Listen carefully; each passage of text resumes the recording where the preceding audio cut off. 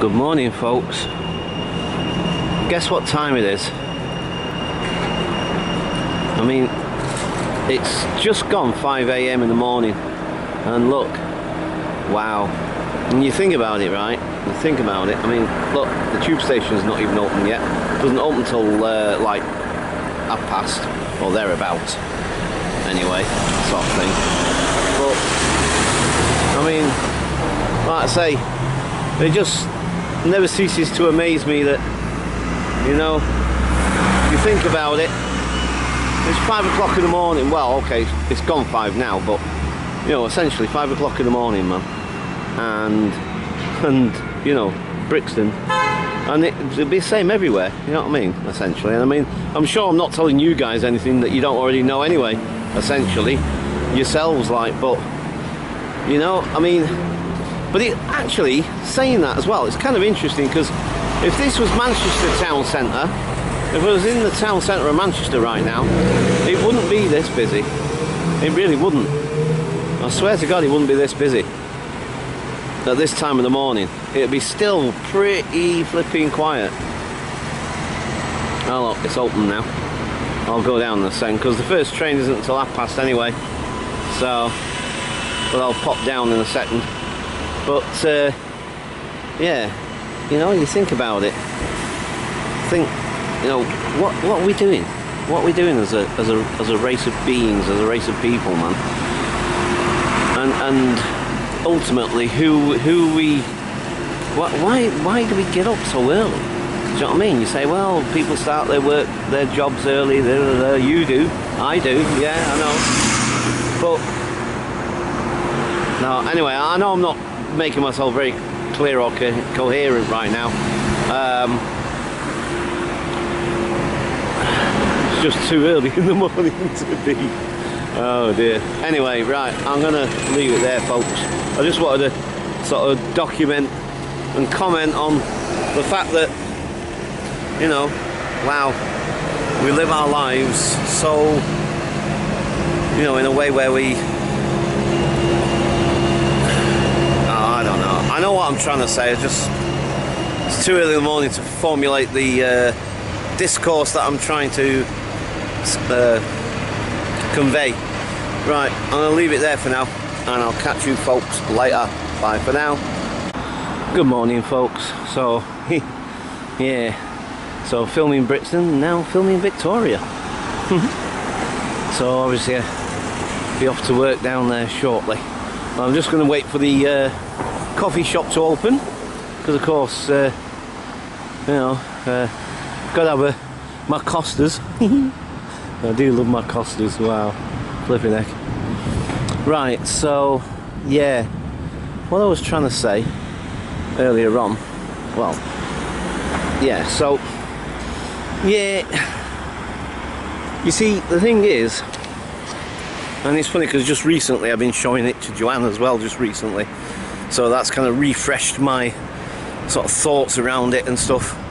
And this thing about the Zeitgeist movement and the Venus Project and Jacques Fresco and what have you, sort of thing, and all the different ideas and stuff that they've got, and you know, Peter Joseph and all that sort of thing. And I tell you, you watch any of those Zeitgeist things and any of the movies that Peter Joseph has made, and you listen to Jacques Fresco and the stuff that he talks about, and I kid you not, well, okay, fair enough, maybe some people's minds won't be changed necessarily, but I just can't see this world in the same way anymore. Ever since I've seen those movies and watched all the different videos and what have you, and films that both Jacques Fresco and Peter Joseph have made, all about the Venus Project and what have you, sort of thing, and just the way this world is actually run, and what actually goes on. Do you know what I mean? It's an eye-opener, it really is.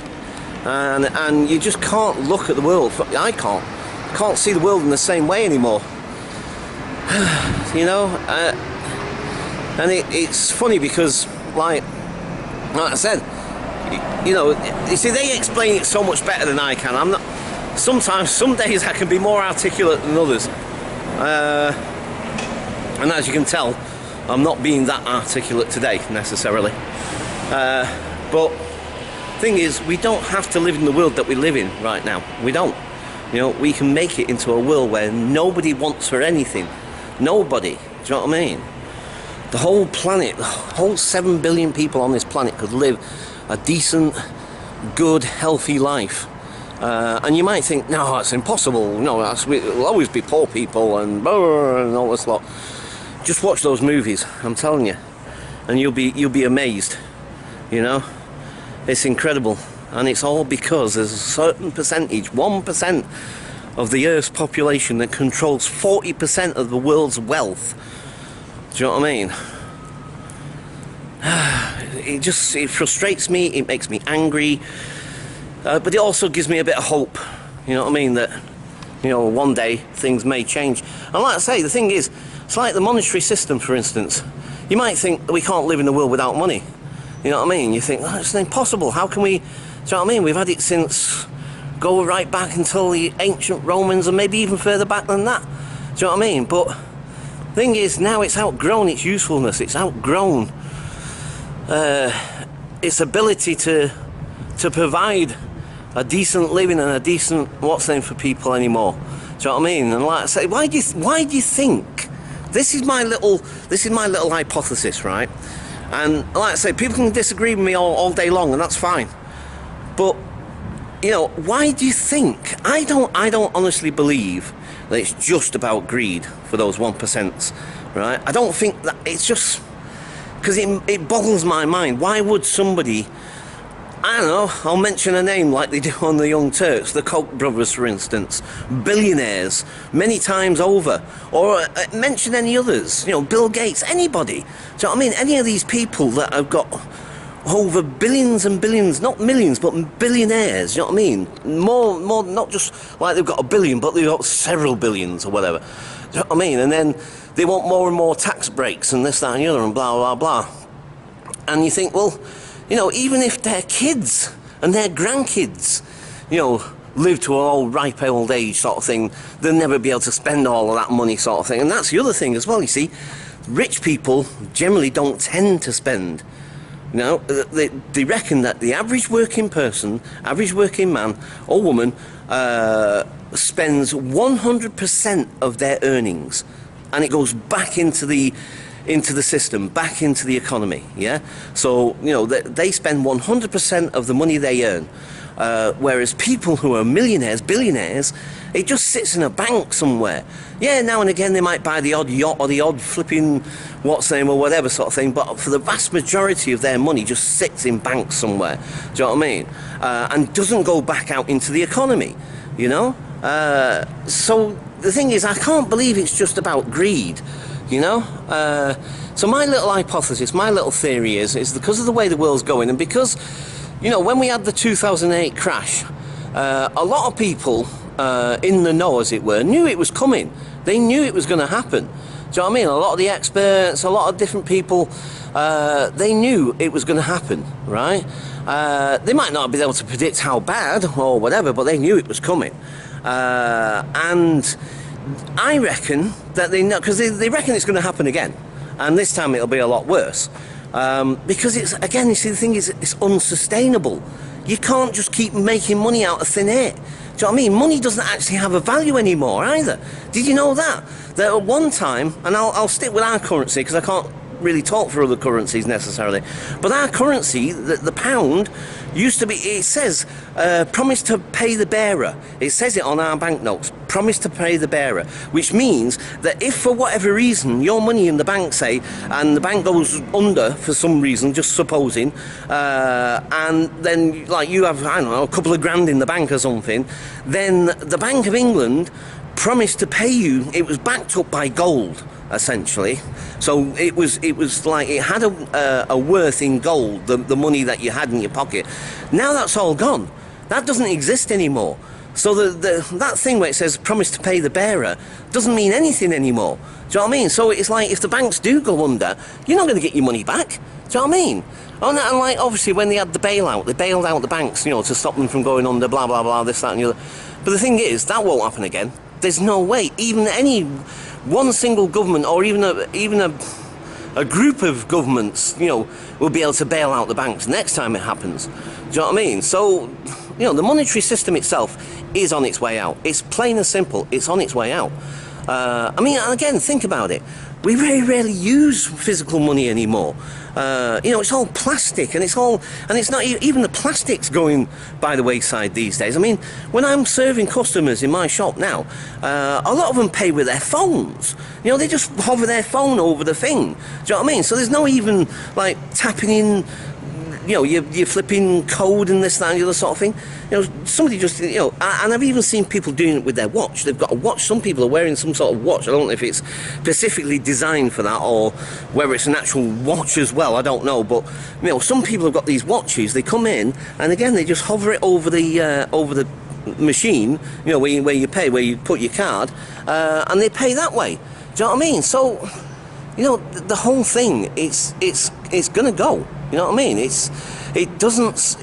You know, when you think about it, and I've said this for a long time anyway, well before any of this other stuff, I've been saying it for years, money does more harm than it does good. And it does. You know, you just think about it. Think about, you know, the harm that money actually does, you know? And I'm not just talking about the haves and the have-nots and all the rest of it, but I'm also talking about the fact that, sorry, I'm getting distracted with the siren going on. I'm not just talking about the fact that, you know, there's a lot of people in this world that go hungry, don't have enough money to feed themselves and all the rest of it, and this, that, and the other. I'm talking about the fact that, like, money is used in lots of ways to, you know, like a lot of the companies that, like, you know, bribe politicians so that they can dump their waste into rivers and this, that, and the other, and then, you know, think about all the wars that are around the world and stuff like that. Do you know what I mean? All the money that's spent on them. Do you know what I mean?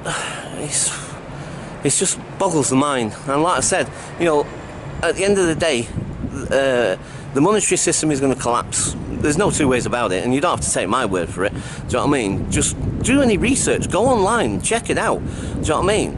It might not happen in our lifetime. Do you know what I mean? It might be another couple of generations, maybe. Who knows? I mean, I can't say that for absolute certain, but it is definitely going to collapse. It is definitely on its way out. So, you know, it really gets to me sometimes. And then, like I said, I see this morning, and I look at Brixton, and I look at this city in general, and my own life as well, and I think to myself, flipping heck, you know, we're just indentured servitude, essentially. You know what I mean? It's just, you know, there we are. We work our bollocks off just to stay alive. Do you know what I mean? I don't know. It's a crazy, crazy world that we live in at the moment. It really is. And it just... Anyway, right. So, like I say, rant over for now, I guess. You know, it's funny because, like I say, you know me, I very rarely go on rant. Well, no, I don't know if very rarely is the right what's the name, but you know me, I definitely don't sort of do that all the time, kind of thing. That's not what my channel is supposed to be about. But at the moment, I don't know. I guess it's because the election's coming up, and I don't know, a lot of other different things that are just coming into. And it was funny because I was sat on the tube this morning. And there was a group of people there, and they're having a big discussion. I think they were Virgin Train staff, you know, work for Virgin Trains because of the uniforms they were wearing, and they're having this deep discussion about Corbyn and this, that, and the other, and blah, blah, blah. And at one point, the lady turned around to me and she said, "Oh, you can join the conversation if you want. It's an open discussion." And I thought, well, that's really nice, thanks. But, you know, I don't know. It's all, like I say, I look at this world at the moment, and I've seen what the Zeitgeist thing suggests, and, you know, what they offer. And, well, when I say what they offer, I mean, like, you know, just the ideas, you know what I mean? Like they say, you know, we have the technology, the capability today to produce a world where we have a world of plenty for everybody. You know, it's possible. We just don't have the willingness to do it, you know? And like I said, you listen to Jacques Fresco, man. He's got some amazing ideas. There's so much common sense. It's unreal. Do you know what I mean? It's just an incredible guy. And it's like he says, you know, when you're born into a particular society, you're informed by the society that you grow up in. Do you know what I mean? And so, like, it's difficult to escape the bubble that you live in. Do you know what I mean? It's difficult to look beyond or outside of that narrative. You know what I mean? So, anyway, right. Like I say, I'm going to head to the coffee shop and get some coffee.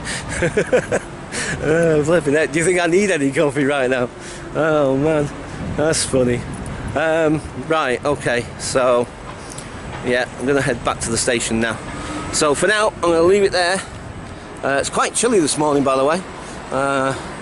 It's not so warm as it has been for a little while.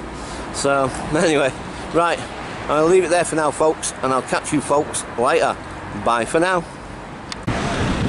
Hi folks, so yeah, I just thought I had to do a contrast between this morning, when I was here at 5 o'clock this morning, and Brixton now.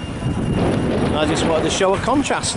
I thought, wouldn't it be interesting just to see the difference, if any really, when you think about, well, obviously there is a difference, obviously. There's definitely more, flipping heck, that train station announcement thing's loud. I thought I was loud. Flipping heck, I'm an Northerner and I could talk, bloody hell. Whoa, noisy.